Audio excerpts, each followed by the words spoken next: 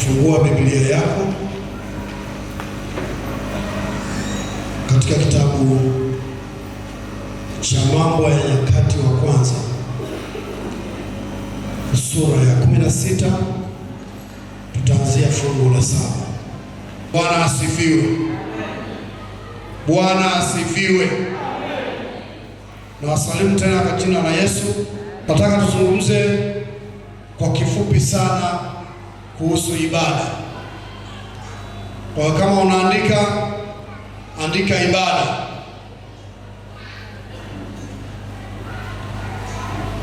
Ni jambo jema kuwepo nyumbani mwa Bwana.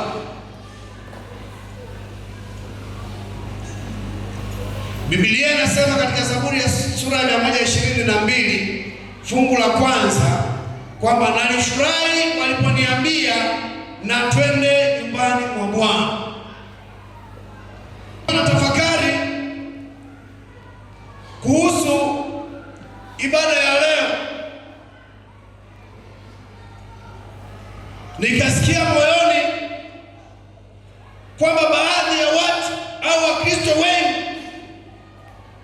tuna ibada isiyokamilika.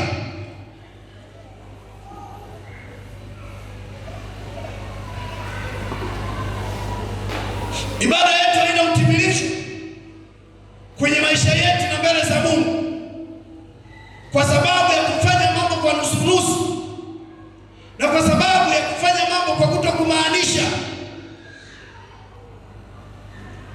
Na hata leo ninaamini wengi tumekuta kipindi cha maombi kimekwisha, tumekuta kusifu na kuabudu kumekwisha,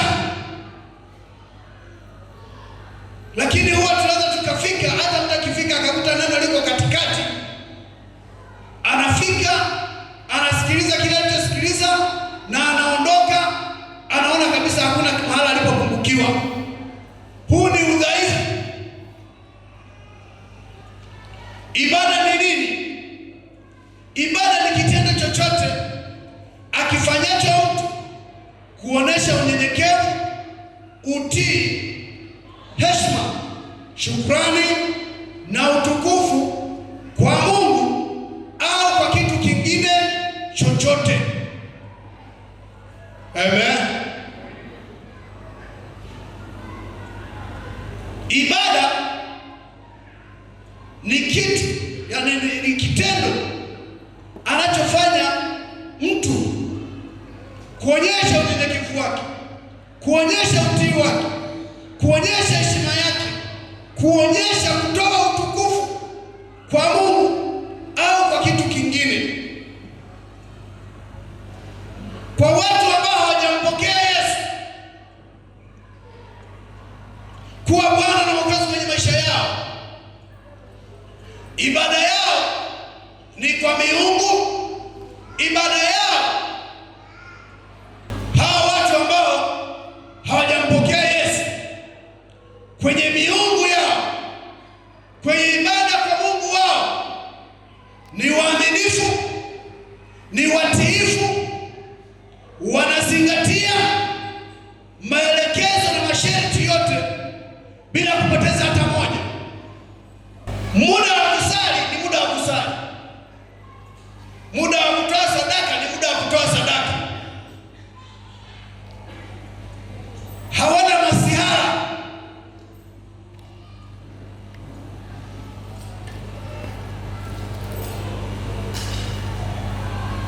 Wao kule ni jino kwa jino na jicho kwa jicho.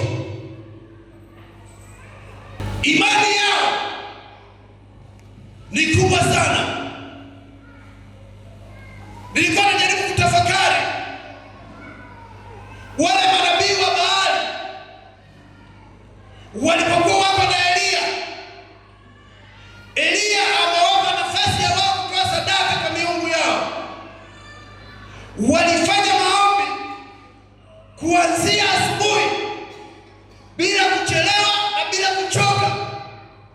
Imani yao ilikuwa ni kubwa mpaka kiasi cha kujikata nyembe mpaka damu zikawachuruzika.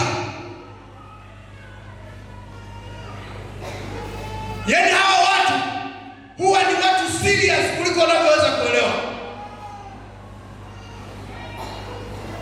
ni tofauti sana na Wakristo, ni tofauti sana na sisi tuliompokea Yesu. Tunalegea sana, tunalewa neema. Ni kweli tunaishi neema, lakini tunalewa neema, yaani ile neema imepindukia. Ndio maana mtu anaweza kaja kanisani akawa anapiga stori nje wakati wa ibada. Ndio maana mtu anaweza akajisikia uchovu kidogo asije kanisani na asikii hukumu wala hatia.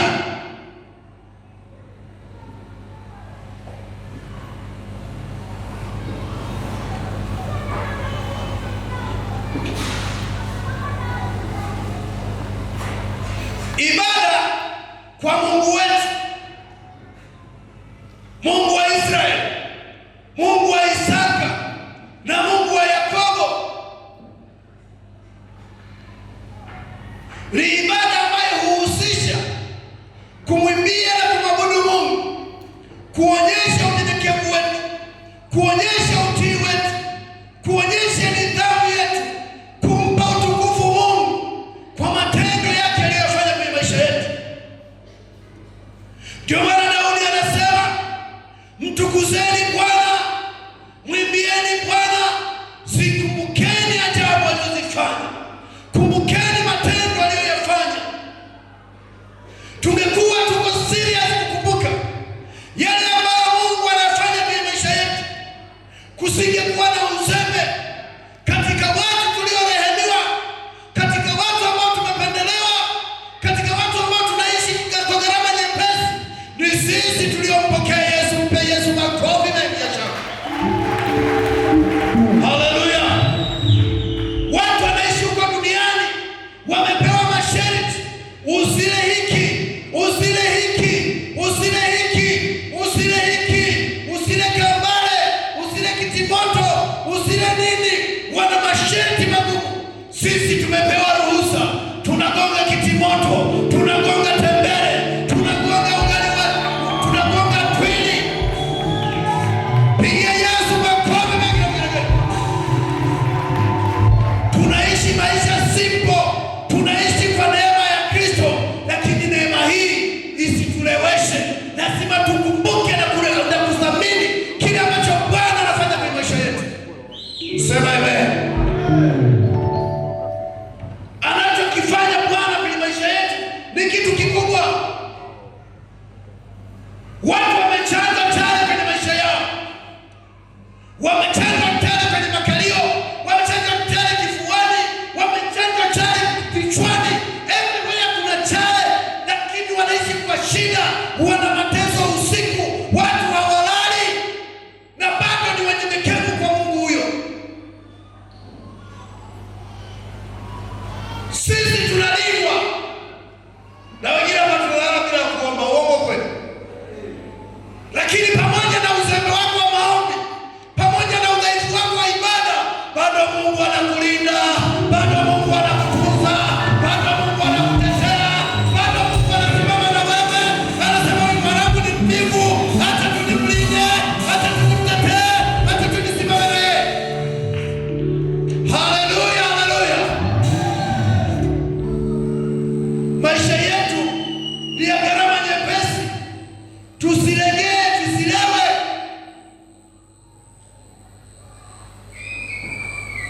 Tusichukulie poa. Acha kuchukulia poa. Kile anachofanya Bwana kwenye maisha yako ni kikubwa mno. Wako watu wanachinja kila mwezi, anachinja kuku. Wako watu wanaishi kwa kwenda kwa waganga, anaambia kanunua kitambaa hiki, kanunua kitu fulani, kalete kuku wa kijani, kalete mbuzi mweupe. Wanahangaika, wana mateso. Wewe unaishi kwenye neema ya Mungu, lakini bado hata unyenyekevu na utii mbele za Mungu hakuna.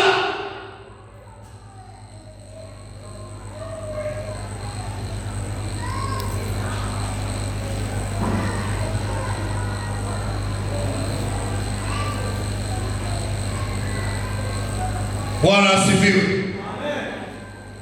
Lengo la ibada,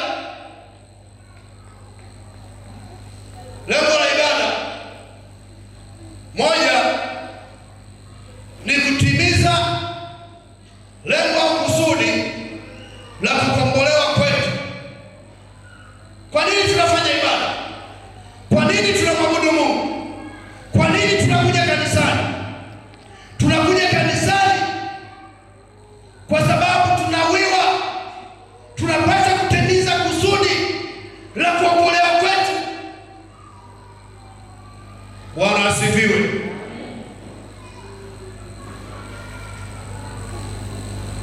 Ukisoma katika Zaburi sura ya 100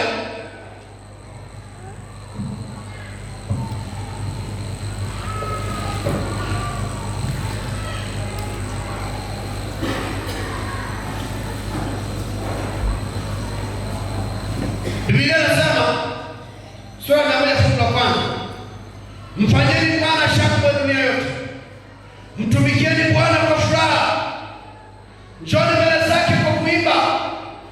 Jueni kwamba Bwana ndiye Mungu, ndiye aliyetuumba na sisi tu watu wake na kondoo wa malisho yake. Ingieni malangoni mwake kwa kushukuru, nywani mwake kwa kusifu. Mshukuruni, lihimidini jina lake, kwa kuwa Bwana ndiye mwema, rehema zake ni za milele, na uaminifu wake vizazi hata vizazi. Sema amen.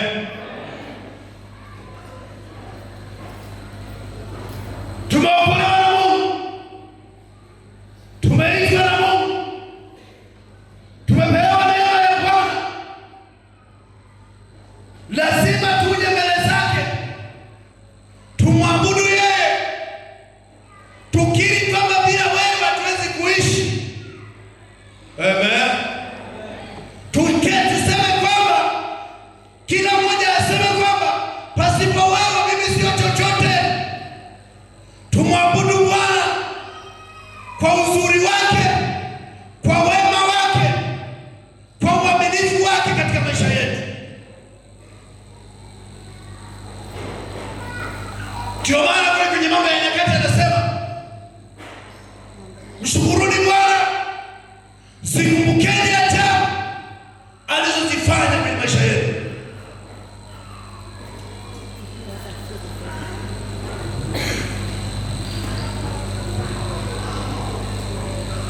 Unaweza kusoma Yohana Mtakatifu pia sura ya 4 fungu la 23. Kwa hiyo Mungu ametuumba, Mungu ametuokoa, na Mungu ametupa uhai ili tuweze kumwabudu. Furaha ya Mungu na haja ya Mungu ni kuona sisi tunamwabudu. Bwana asifiwe. Bwana asifiwe. Moyo wa Mungu unafurahia sisi tunapomwabudu. Ndio maana anasema, mimi ndiye Mungu wako, usiwe na miungu mingine bila mimi. Na sehemu nyingine anasema, mimi ni Mungu mwenye wivu, na wapatiliza elfu maelfu, si mimi ni wana uovu wa baba zao. Anachotaka kusema ni kwamba Mungu afurahii kuona miungu inaabudiwa. Mungu afurahii kuona sanamu zinaabudiwa. Mungu anafurahi anapoona yuko mtu mmoja anayemwabudu. Mungu anafurahi anapoona yuko mtu mmoja anayemtumikia. Mungu anafurahi kuona wewe unamenyenyekea mbele zake, hata kama hauna nguo nzuri. Amen. Hata kama una njaa, yeye anafurahia. Hata kama hauna hela, unapomwabudu yeye anafurahia, kwa sababu vitu ni ziada mbele zake. Sema amen. Pigia Yesu makofi mengi na vigelegele.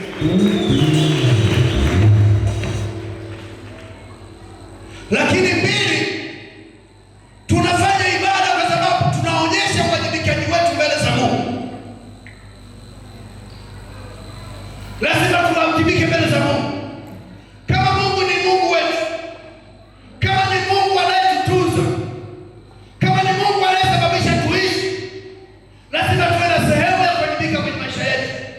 tuwajibike mbele zake, tuoneshe, ufike mahala tuseme, pasipo wewe mimi siwezi chochote.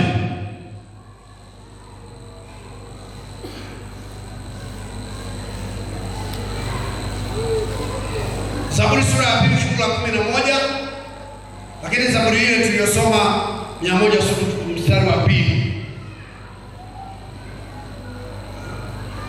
Tatu, tunaabudu Mungu kwa sababu kuabudu Mungu ni kuimarisha uhusiano wetu na Mungu. Bwana asifiwe. Bwana asifiwe. Katika Injili ya Yohana sura ya 15 fungu la 15 anasema, sio ninyi mlionichagua, bali mimi nimewachagua. Sio wewe uliyekusudia kwamba mimi nimechagua njia hii. Sio wewe uliyemtafuta Yesu. Sio wewe ulikaa ukafikiri ukabuni mpango wa wokovu. Lakini yupo Yesu aliyekutazama. Yupo Yesu aliyekuona, akakupenda, akakuhurumia, akakuita, akakuleta kwake, amekusafisha, amekutengeneza, amekuokoa, amekuponya, na leo uko kama ulivyo. Pigia Yesu makofi na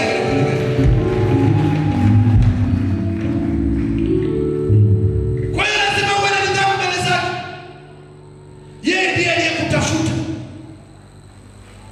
Amen.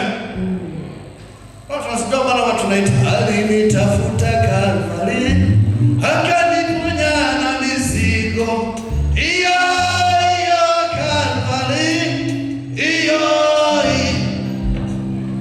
Haleluya. Yeye ndiye alikutafuta, akakutua mizigo. Siku tukisema tunataka kila mtu ashuhudie yale ambayo Bwana amefanya kwenye maisha yake, hiyo siku haitatosha. Watu wametendewa mambo makubwa na Bwana mahali hapa.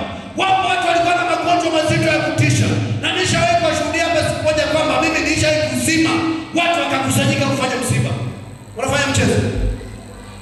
Mungu akafikiria akasema, ngoja mdogo nimwache kwanza. Amen. Lazima tuonyeshe namna gani tunawajibika mbele zake.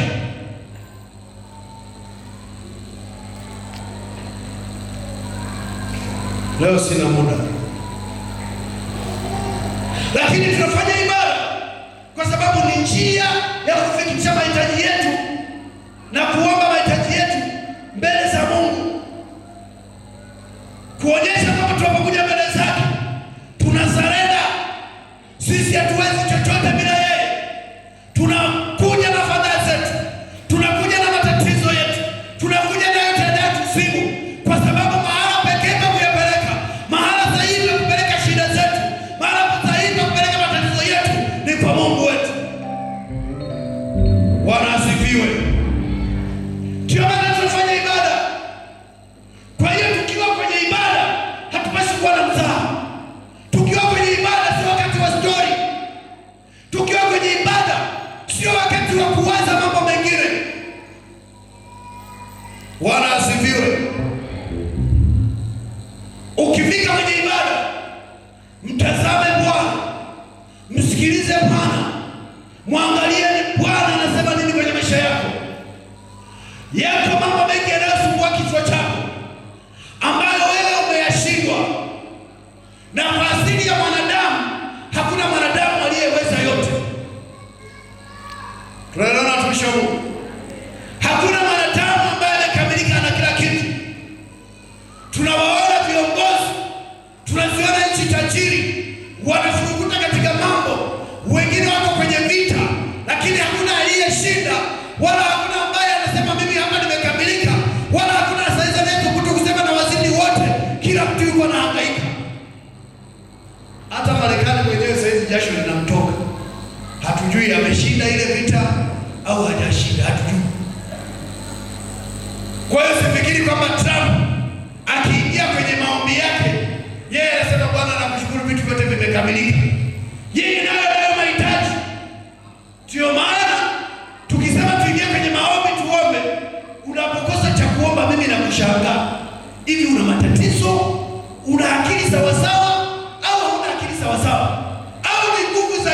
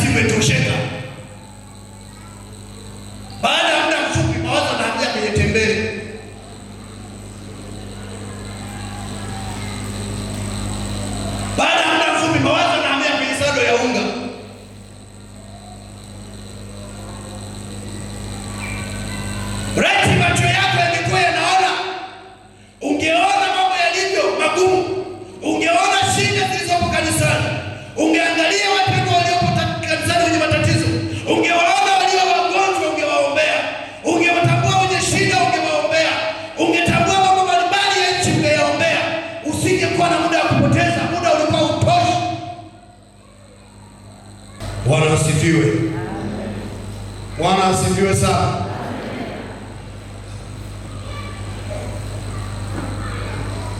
Wapendwa watakatifu wa Bwana, tunapaswa kujielewa zaidi, lakini pia tunapaswa kumjua Mungu zaidi kwenye maisha yetu.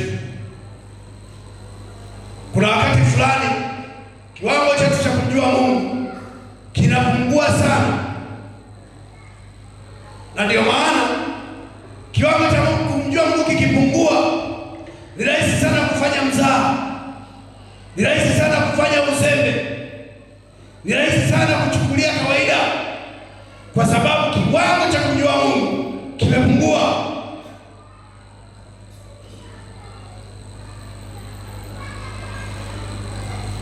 Jifunze kuhakikisha unakuwa na ibada iliyokamilika mbele za Mungu. Ukija kanisani, usipitwe na kitu chochote kinachofanyika kanisani. Ikifika wakati wa kuimba, uimbe. Ikifika wakati wa kupiga makofi, upige makofi. Ikifika wakati wa kuomba, uombe. Na ikifika wakati wa kusikiliza neno la Mungu, usikilize. Ukae kwa heshima mbele za Mungu, ukae kwa nidhamu mbele za Mungu wako.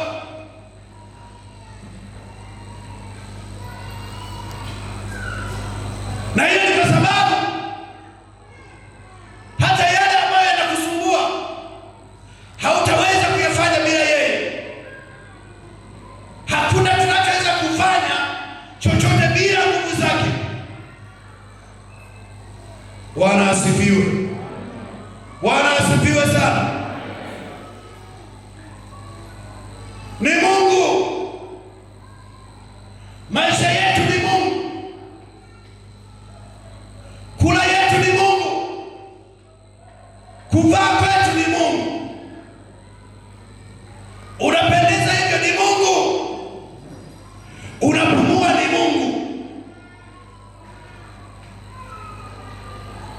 Kwa sababu kama tungekuwa tunaishi kwa sababu ya hela, ikawa ndio uhai wetu, basi matajiri wasingekufa, watu wenye heshima wasingekufa.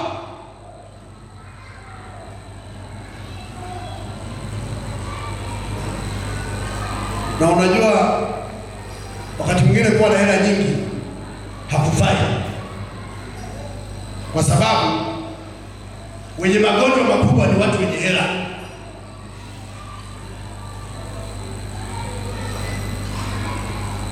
Amen.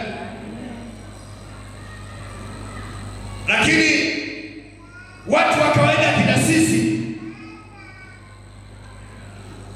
ndio hawa tu, mnakaa mwaka mzima hujawahi kupima popote. Hata kama kuna siku atakupima kwambia wewe ni mgonjwa sana, unabaki mwenyewe unashangaa. Hivi vipimo na mimi nasemaje? Mimi ni mgonjwa. Unabaki unashangaa.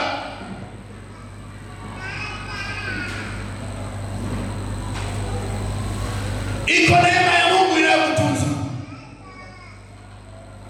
Iko neema ya Mungu inayokufanya uishi. Tunataka kuwa na ibada iliyokamilika. Tumwabudu Mungu, tunyenyekee mbele zake, tuinue mioyo yetu mbele zake, ili Mungu aweze kuyagusa maisha yetu. Bwana asifiwe. Bwana asifiwe sana. Nataka tuimbe, alafu tuombe, tumalizie dakika zilizobaki. Leo tuna ibada ya ushiriki. Sikusudii kutumia muda mrefu, lakini nataka kusema, Biblia inasema Mungu wetu ni Mungu mkuu. Ingieni mbele zake kwa kunyenyekea, ingieni mbele zake kwa hofu, kwa kumpa heshima Mungu, lakini imbeni kwa furaha, imbeni kwa zaburi. Kumbukeni maajabu aliyofanya,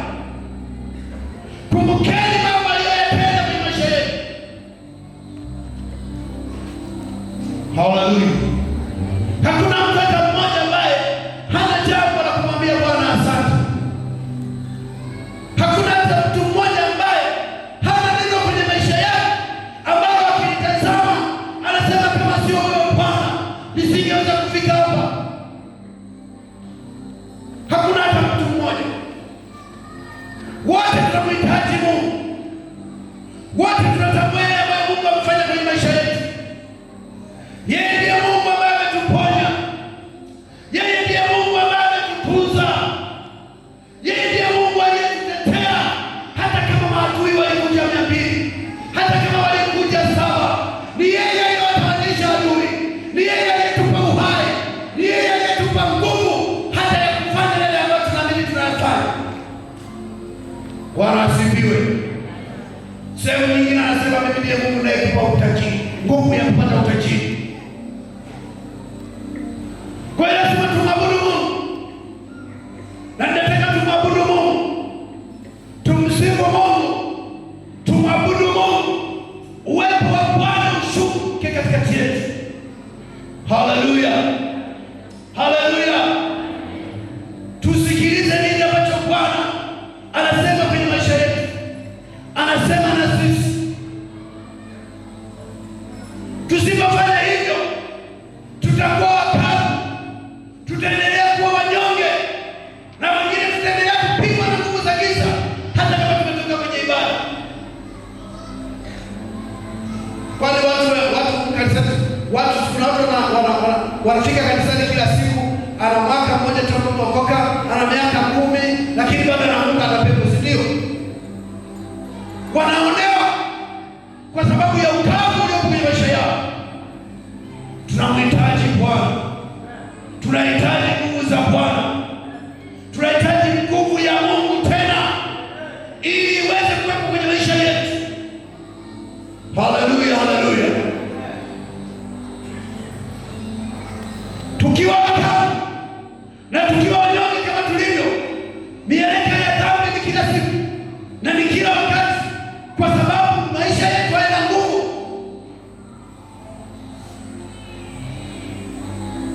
Naomba simama. Simama haleluya. Liko jambo Bwana anataka kufanya katika mchana wa leo.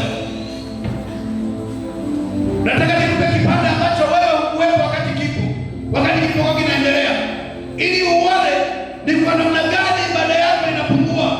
Unapokuja saa 4, unapokuja saa 5, wakati ibada ilianza saa 2, nataka uone kile ambacho wewe unakimizi, ambacho wewe unatakiwa kuanza nacho asubuhi.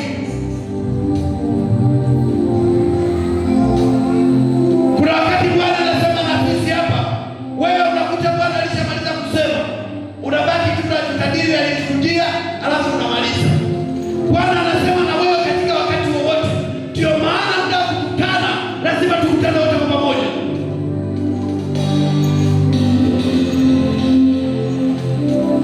Huo ndio unyenyekevu mbele za Mungu, na hiyo ndio nidhamu mbele za Mungu. Haleluya.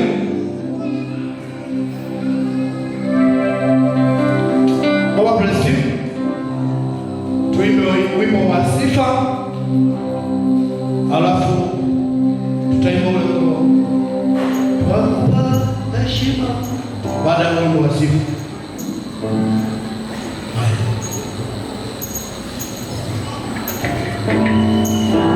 Tuna dakika 15 za kumsifu Bwana na kumwabudu Bwana na kuomba. Bwana asifiwe. Baada ya wimbo wa kuabudu tutaingia kwenye maombi. Tutamwambia Mungu mahitaji yetu mbalimbali, tutayasema mbele za Bwana. Hii ni kwa sababu muda tunaokuwa nao wa kuomba, walio wengi hatupati muda wa kuja kwenye maombi, aidha kwa uzembe au kwa bahati mbaya, lakini maisha yetu yanaenda kwa maombi. Bwana asifiwe. Ulinzi wetu ni Bwana. Kama ulinzi wetu ni Bwana, kama hatuna mganga wala msiri kwenye maisha yetu, ni lazima tumwabudu Bwana na tumtegemee Bwana. Ni lazima tumuombe Bwana, kwa sababu hatuna kimbilio ikiwa hali, ikiwa jua, maisha yetu ni Bwana. Bwana ndiye anayesimama na sisi. Bwana ndiye anayetupigania. Bwana ndiye anayetukuza. Bwana ndiye anayetuishi. Pigia Yesu makofi. Tunamwabudu yeye peke yake. Tunalitukuza jina lake peke yake. Tunanyenyekea mbele zake kila asubuhi na kila jioni. Hallelujah. Amen. Hallelujah. Hallelujah. Amen. Amen. Tuliotembea mpaka tuone mikono juu. Aliyoyatenda kwangu nimeamini, siwezi jutia yeye.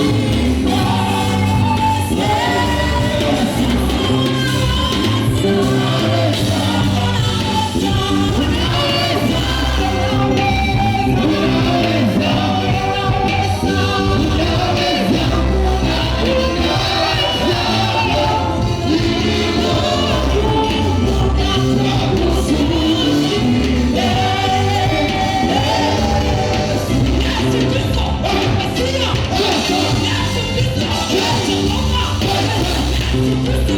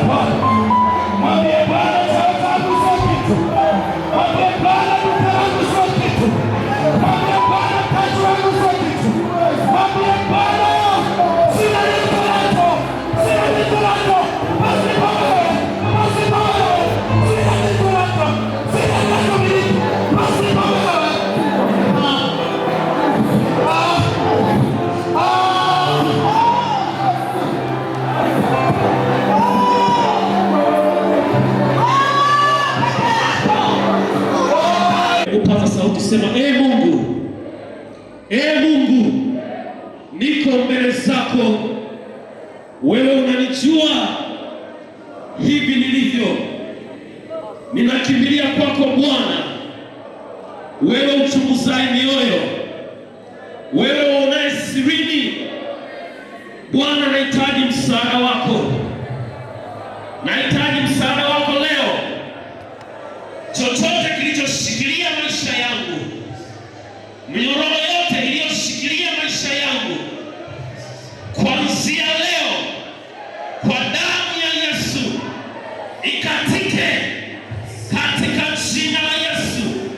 Kuanzia leo kila aina ya nguvu za giza, roho za ukoo, za kikabila zinazoshikilia familia yangu, zinazoshikilia uchumi wangu, zinazoshikilia fahamu zangu, leo zikapate kuachia. Bwana Yesu, Bwana Yesu, na kuhitaji nionyeshe njia ilipasayo kwenda. Nuru yako iangaze njia zangu katika jina la Yesu. Nyosha mkono wako namna hii. Baba, katika jina la Yesu, watoto wako wamekiri kwa vinywa vyao, wanakuhitaji Bwana Yesu, wanakuhitaji Bwana Yesu. Ninasimama kila aina ya nguvu ya uganga, kila aina ya nguvu ya uchawi iliyoelekezwa kwao kushikilia maisha yao kuanzia sasa, inaashiria sasa by fire by force, tunajiona by force, tunajiona sasa katika jina la Yesu. Ewe roho mchafu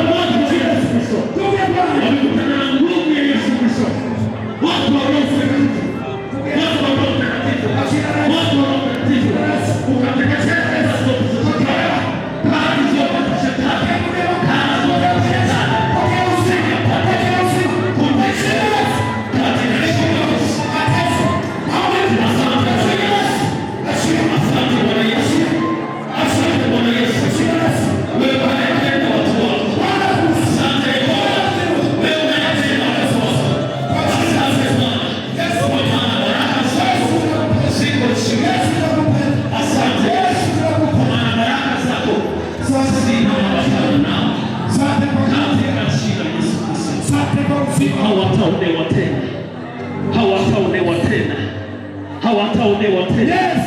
Hawatakandamizwa tena. Yes. Hawatakandamizwa tena. Yes. Asante Yesu kwa kuondoa aibu, kwa kuondoa aibu, kwa kuondoa fedheha, kwa kuondoa fedheha na maisha yao. Bwana umeinua kuanzia sahihi katika jina la Yesu, katika jina la Yesu, katika jina la Yesu, katika jina la Yesu. Blessed be thy name, blessed be thy name. Barikiwe Bwana Yesu, utukuzwe wewe uliye kimbilio letu, wewe uliye ngao yetu, wewe uliye msaada wetu, wewe uliye jibu letu la karibu, wewe uliye jibu letu la karibu, wewe uliye jibu letu wakati wa taabu. Utukuzwe Bwana Yesu, utukuzwe Bwana Yesu katika maisha ya watoto wako, utukuzwe Yesu katika biashara zao, utukuzwe Yesu katika ndoa zao, utukuzwe Yesu, utukuzwe Yesu, utukuzwe Yesu katika mashamba yao, utukuzwe Yesu kwa jina la Yesu, kwa jina la Yesu, kwa jina la Yesu. Asante Bwana.